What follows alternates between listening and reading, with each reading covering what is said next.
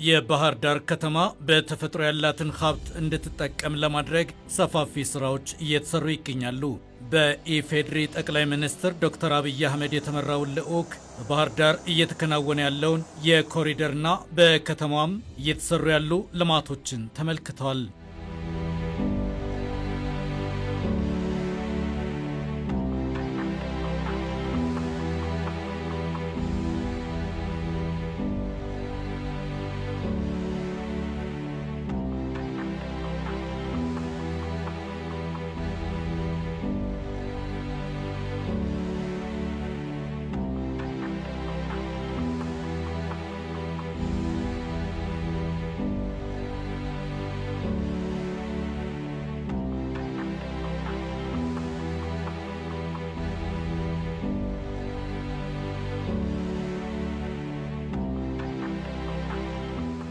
በባህር ዳር የኮሪደር ልማት በልዩ ትኩረትና እይታ እየተከናወኑ ካሉ የኮሪደር ልማት ስራዎች መካከል የጣና ሐይቅን በከተማዋ እየተሰሩ ካሉ ሌሎች ልማቶች ጋር የተሳሰረ እንዲሆን ማድረግ ይገኝበታል። ከዚህ በተጨማሪም የባህር ዳር ነዋሪ ሁሉ የጣናን ነፋሻ አየርና ሌላም ተፈጥሯዊ በረከት እንዲያገኝ እድል ማመቻቸት በኮሪደር ልማቱ ልዩ እይታ የተሰጠው ነው። ባህር ዳር መቼም ውብ ናት። በተፈጥሮ የታደለች ናት። የአየር ንብረቷ የተመቸ ነው። እሱን ተስማሚ በሆነ መንገድ ቀደም ሲል እንዳያችሁት በተለየ ወክወይ እጅግ በጣም ሰፊ በሆነ መንገድ አብዛኛው ቦታ በግራናይትም የተቀላቀለ ተሰርቷል። ይሄ ሰው ለመንቀሳቀስ ባይክ ለማድረግ በእግሩ ለመሄድ በእጅጉ የሚመች ነው። ከዚያ ባሻገር ግን በጣም የሚገርመው ስራ ባህር ዳር ላይ ያየሁት ከዚህ ቀደም ማህበረሰቡ ጣናን በቀላሉ አክሰስ ማድረግ አይችልም። በርካታ ቦታ ጣና ከፈት ተደርጎ ሰው በወክ አድርጎ ውሃው ማየት እንዲችል አክሰስ ማድረግ እንዲችል በውሃ አካባቢ እንዲዝናና የሚያስችል በጣም ድንቅ ስራ ተሰርቷል። ኮሪደሩ በጣም ትልቁ ስራ ወይም ደግሞ የባህር ዳር ከተማ ልማት ትልቁ ስራ የጣናን ሐይቅ አክሰሰብል እንዲሆን ማድረግ ነው ለከተማው። እሱም ነፋሻማ መሆኑን ህብረተሰቡ በጣም ሞቅ ባለ አየር ጊዜ ከጣና የሚነሳውን ንፋስ በደንብ ፊል እንዲያደርገው ወይም ደግሞ ቀዝቀዝ የሚያደርግ ነገር እንዳለ አይተናል። እንግዲህ በዚያ በጣና ሐይቅ አካባቢ የባህር ዳር ዩኒቨርሲቲ የሚገኝበት ነው። ብዙ ተማሪዎች እዚያ የሚማሩበት ነው። ወደ ጣና ሐይቅ ሄደው ዋይፋይ እየተጠቀሙ ማጥናትን ቢፈልጉ በጣም ምቹ የሆነ ነገር እየተገነባ እንዳለ ነው ያየ ነው።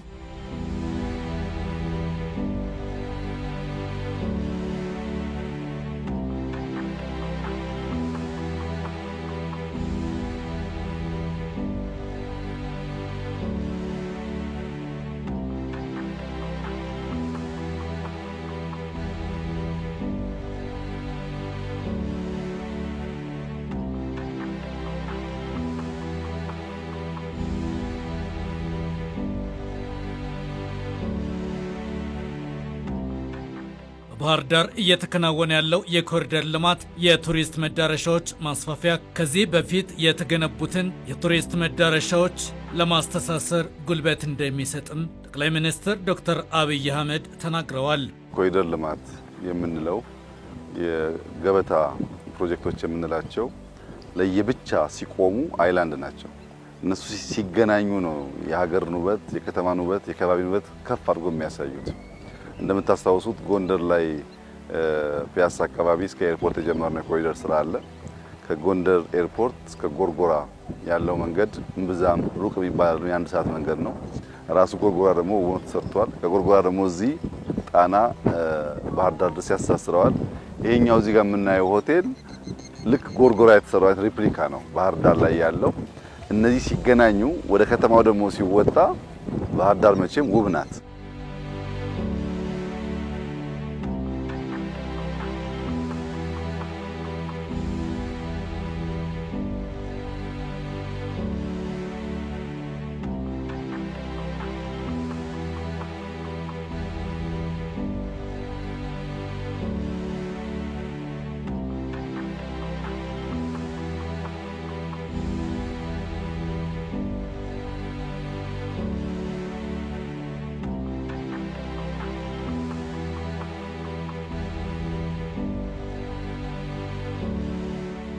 ደግሞ የባህር ዳር የኮሪደር ልማት ከሌሎች ከተሞች የተለየ የብርታት የጽናት ፈተናዎችን እየተጋፈጡም የመፈጸም አቅም ማሳያ መሆኑንም ጠቅላይ ሚኒስትሩ አንስተዋል።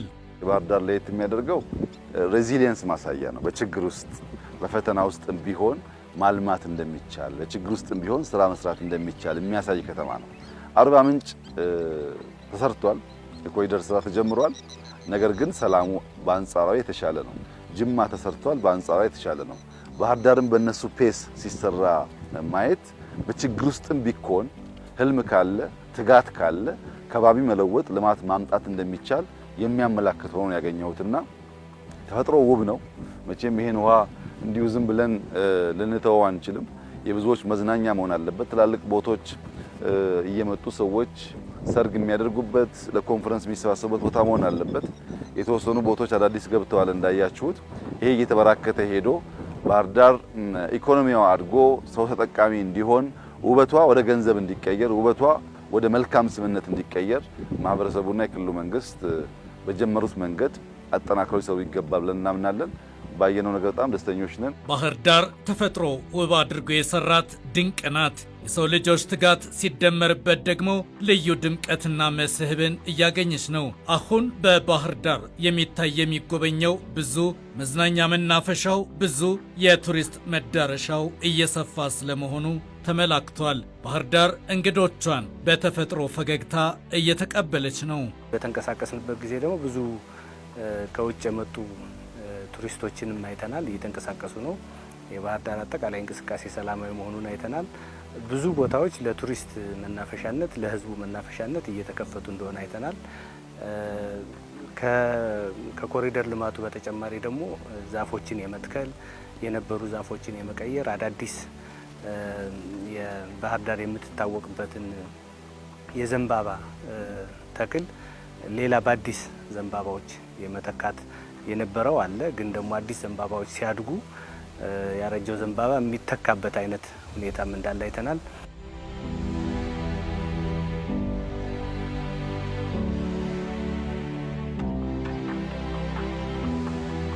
ባህር ዳር የኮሪደር ልማትና አጠቃላይ ከተማዋን የማልማት ሂደት ስራው በልዩ አመራር የመከወኑ ማሳያ እንደሆነም ጠቅላይ ሚኒስትሩ አንስተዋል። የስራው አጠቃላይ ውጤት ድልድዩን ወስደን ይህንን የጎርጎራ ሬፕሊካ እዚህ ያለው ወስደን የተሰራበት መንገድ ስናይ የአመራር ትጋት፣ የአመራር ጥረት፣ የአመራር ቪዥን በግልጽ ይታያል። ክቡር ፕሬዝዳንቱ ስራውን የጀመሩት ከቢሮአቸው ነው። ቢሮአቸው አካባቢ ካጸዱ በኋላ ቢሮአቸው ያለውን ጎረቤት እያስተሳሰሩ ነው እዚህ ያደረሱትና ባህር ዳር አሁን በጀመርነው መንገድ አመት 2 አመት ብንሰራ በእርግጠኝነት ውብ የሆነ ከተማ በኢትዮጵያ ደረጃ ብቻ ሳይሆን በአፍሪካ ደረጃ እጅግ ውብ የሆነ ከተማ ይወጣዋል።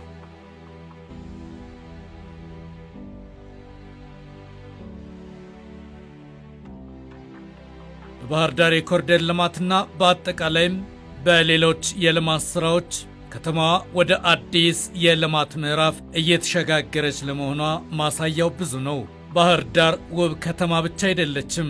ዓለም አቀፍ ውድድሮችን ማስተናገድ የሚችል ስቴዲየም ግንባታም በማጠናቀቂያው ምዕራፍ ላይ አድርሳለች።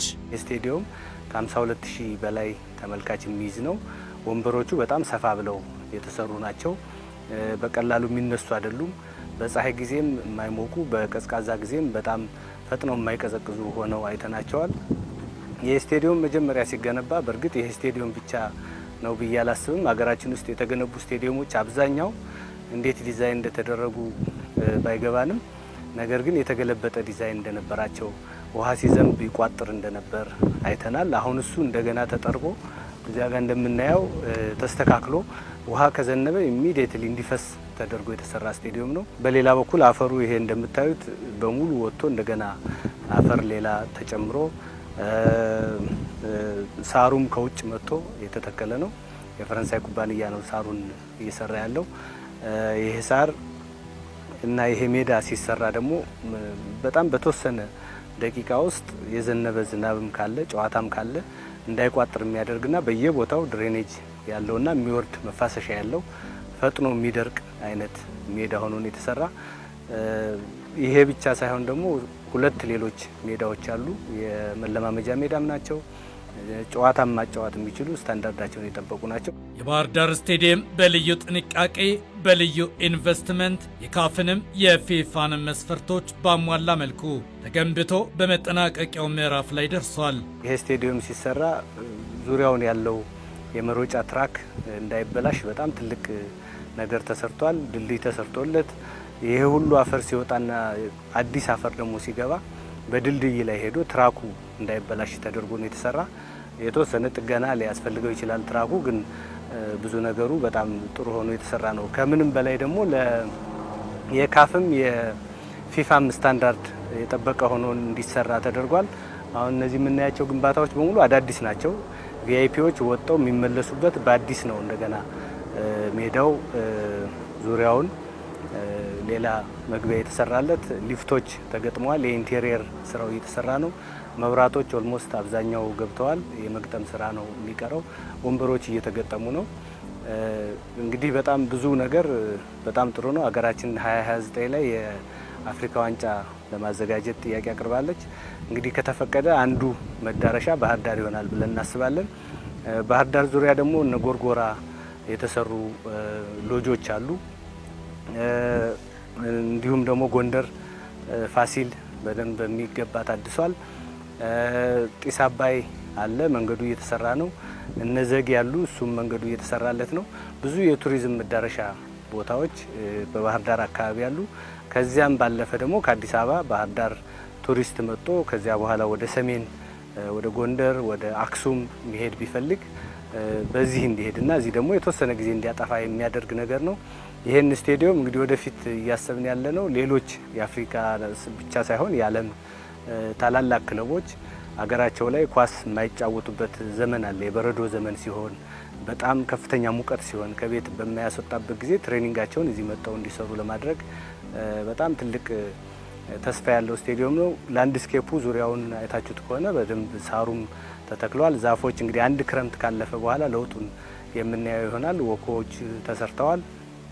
ሁሉ ነገር የቻለ ስቴዲየም ነው። ከ80 በላይ ሱቆች አሉት። ዙሪያውን 11 አካባቢ ካፌዎችና ሬስቶራንቶች አሉት።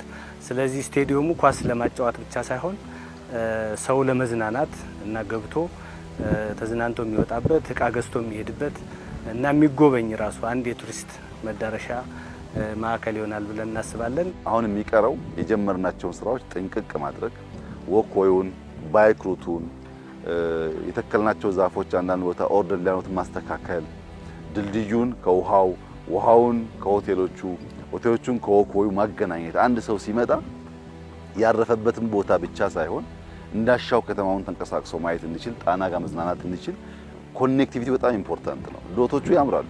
ወክዌው ራሱ በጣም ነው የሚያምረው። ይሄ ሆቴል መቼም በጣም ውብ ተደርጎ የተሰራው ውሃው እንደምታዩት ነው። ዛፎቹ ያምራሉ። ከዚህ ቀደም የተመረቀው ድልድይ በጣም ነው የሚያምረው። ስታዲየሙን አይታችሁት ከሆነ በጣም የሚያምር ነው የስታዲየሙ ስራ። ይሄ ለስፖርት፣ ለቱሪዝም፣ ለኮንፈረንስ ከበቂ በላይ ሴንተር የሚሆን ከተማ ነው በብዙ መልኩና የተጀመረውን ጅማሮ ማጠናከር ያስፈልጋል።